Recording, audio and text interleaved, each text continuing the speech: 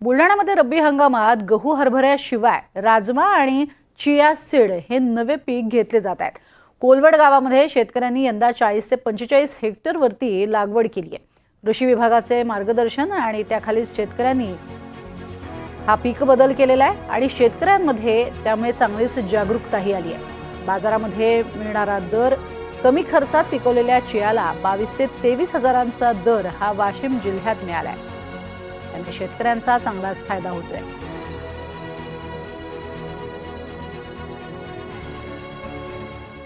आपण बघत आहोत की दिवसेंदिवस खरीपमध्ये सोयाबीन आणि नंतर रब्बीमध्ये हरभरा अशीच या पिकाची पद्धत या आमच्या बुलढाणा तालुक्यामध्ये आहे। परंतु काय हो राहिलं की दरवर्षी तीच ती पिकं घेत असल्यामुळे हरभऱ्यावर कीड व रोगांचा प्रादुर्भाव जास्त येतो आणि उत्पन्नात सुद्धा घट येते आहे। म्हणून काहीतरी आपण दुसऱ्या पिकाला या पिकाला पर्याय म्हणून एक आपण कुठलीही पिकं घेऊ शकतो। तर यावर्षी आमच्या तालुक्यामध्ये हरभऱ्याला पर्याय म्हणून राजमा आणि चिया याची लागवड जास्त मोठ्या प्रमाणात झालेली आहे। आज या कोलवड गावामध्ये जवळपास एक 40 ते 45 एकर क्षेत्रावरती चिया सीडची लागवड आहे।